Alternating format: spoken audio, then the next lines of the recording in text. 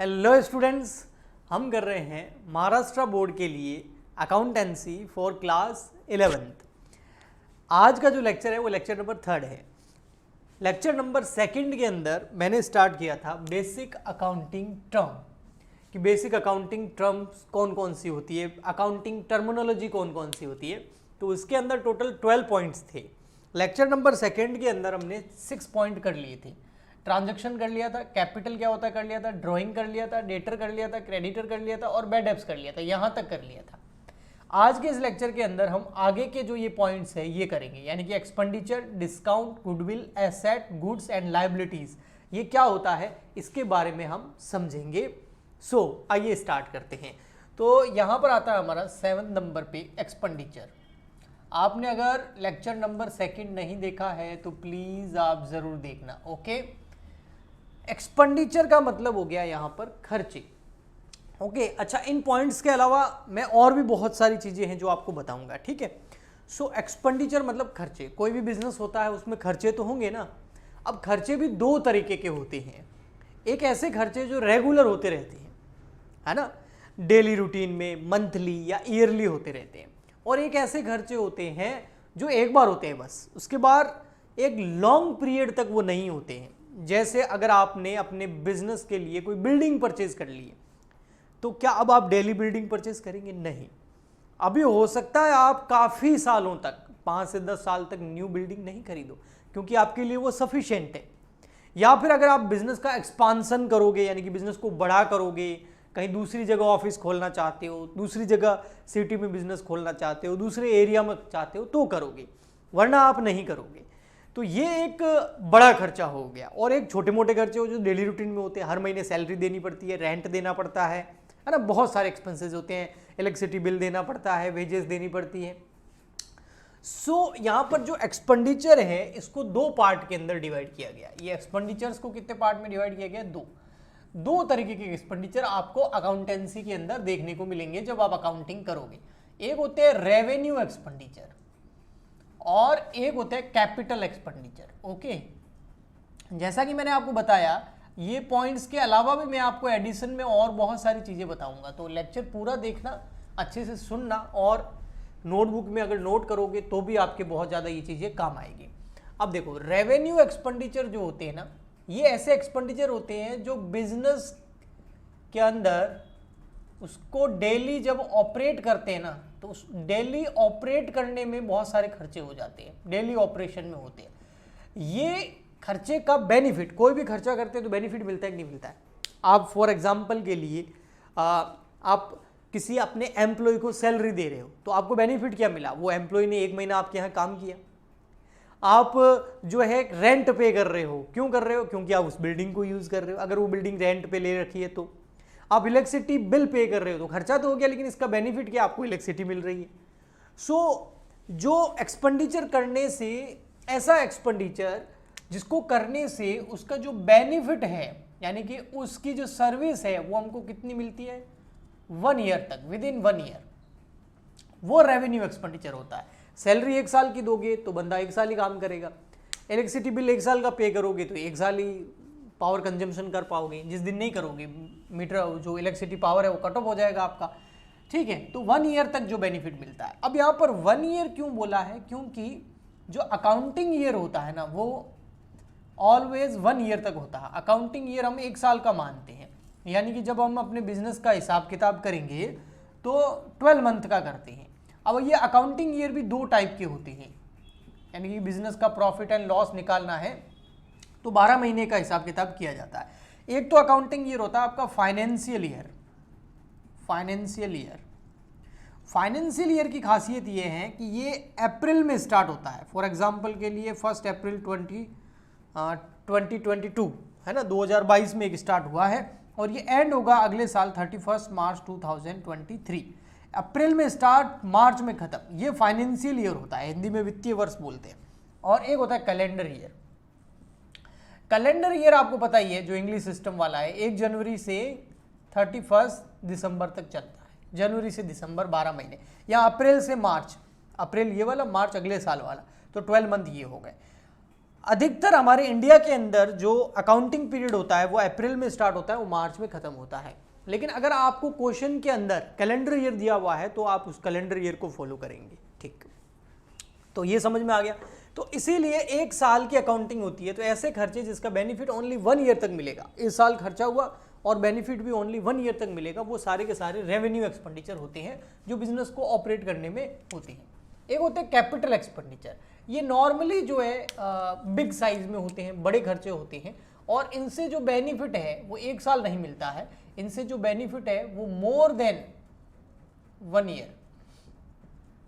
जैसे आपने कोई बिल्डिंग परचेज कर ली तो क्या अगले साल वापस परचेज करनी पड़ेगी? क्या अगले साल उस बिल्डिंग में आप बिजनेस नहीं कर पाएंगे? आपने एक एयर कंडीशनर परचेज कर लिया तो क्या वो 1 साल ही चलेगा?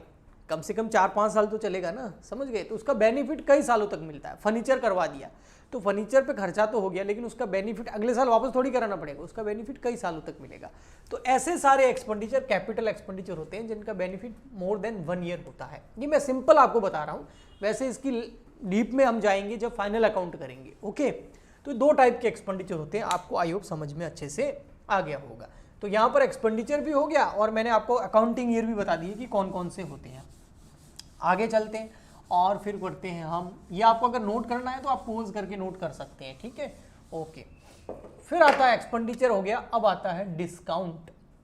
देखो, बिजनेस करना है तो डिस्काउंट देना भी पड़ेगा और डिस्काउंट मिलेगा भी। जी हाँ, जैसे ये फॉर एग्जांपल के लिए हमारा बिजनेस है, ध्यान से समझना। मैं आपको कभी भी कोशिश करूंगा कोई भी चीज़ रटाऊं नहीं, वो तो नोटबुक में बुक में लिखा हुआ ही है, सारी पैराग्राफ्स वो वहाँ से पढ़ सकते हैं, आप समझिए यहाँ पर, ठीक है? जैसे बिजनेस है, बिजनेस का काम क्या होता है?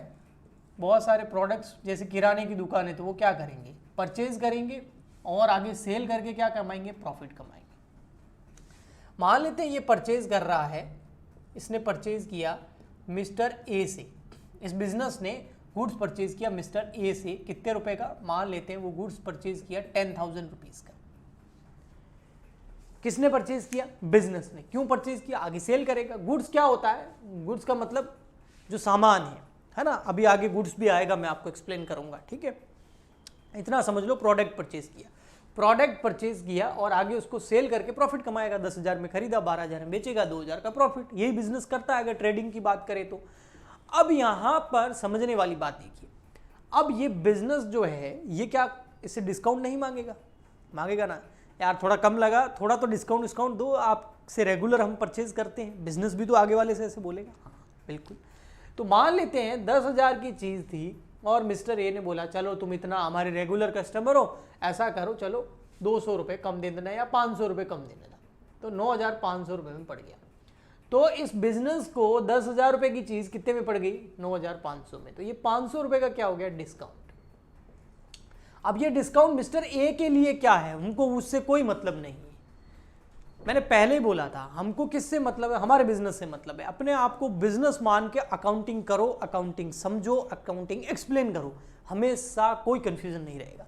तो हम बिजनेस है तो हमारे लिए डिस्काउंट जो है 500 रुपीज़ का, ये हमारे लिए क्या हो गया? ये हमारे लिए लॉस है या प्रॉफिट है? ये हमारे लिए फायदा हो गया। 500 रुपये का फायदा हो गया कि 10 की चीज़ कितने में मिल गई? 9,500 में। आप भी तो मार्केट में जाते हो, ऐसा ही करते हो ना, तो फायदा हो गया। तो इसको बोलते हैं डिस्काउंट रिसीव्ड। ये हो गया डिस्काउंट रिसीव्ड।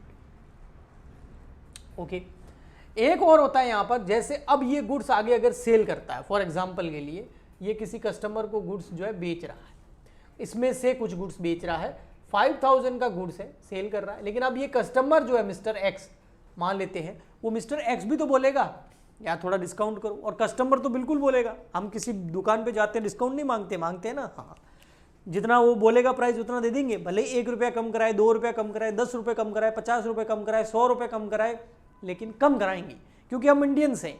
जब तक पैसे कम नहीं कराएंगे, डिस्काउंट नहीं लेंगे, हमको हजम ही नहीं होगा कोई चीज़।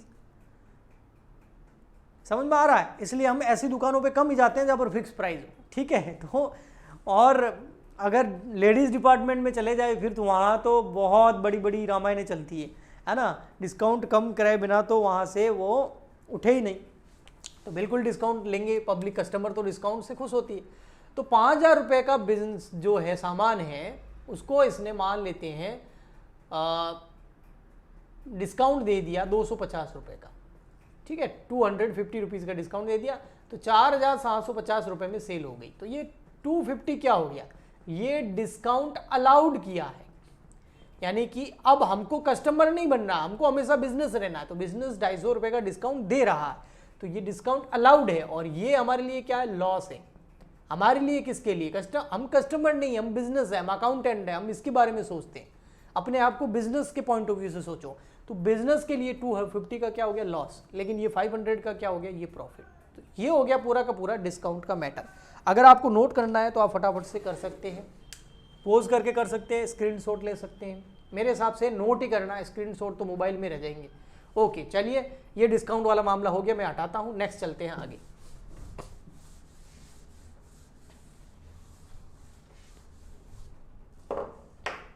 नेक्स्ट आता है डिस्काउंट के बाद में goodwill.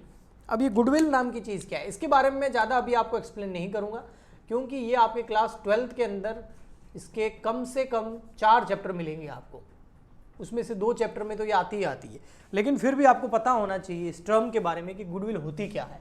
So what is goodwill, ये हो गया पॉइंट नंबर 9।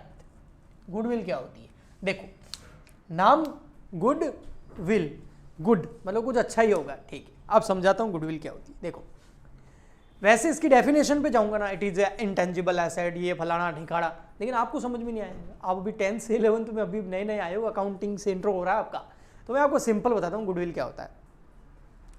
गुडविल मतलब कोई भी बिजनेस का नाम या उसका प्रोडक्ट या उसकी ब्रांड फेमस होना। जैसे आईफोन इतना बिकता है ना, क्वालिटी तो है ही, उसके साथ गुडविल भी है। अधिकतर आईफोन लोग क्यों परचेज करते हैं, क्यों परचेज करते हैं, क्योंकि शोबाजी के लिए, क्योंकि किसी के फोन हाथ में आईफोन देखा जाएगा तो उसकी इमेज बढ़ जाएगी। तो ये आईफोन जो है वो फ़ोन तो है ही, उसके साथ में गुडविल है जिसकी वजह से वो इतना चल रहा है। मैं सिंपल करता हूँ, आपके घर के आसपास में कोई शॉप होगी, खाने पीने का कोई रेस्टोरेंट ले लो या कोई नमकीन की शॉप ले लो, है ना, तो काफ़ी सारी होंगी, काफ़ी सारे रेस्टोरेंट आपने देखे होंगे। एक जगह बहुत भीड़ लगती है, एक जगह बिल्कुल नहीं लगती है। जहाँ ज़्यादा भीड़ लगती है वो भी खाना खिला रहा है, वो भी खाना खिला रहा है, हाँ क्वालिटी में थोड़ा बहुत फ़र्क हो सकता है, लेकिन फिर भी एक बार नाम हो गया फिर लोग वहीं जाते हैं। फॉर एग्जाम्पल के लिए MBA चाय वाला आपने सुना होगा।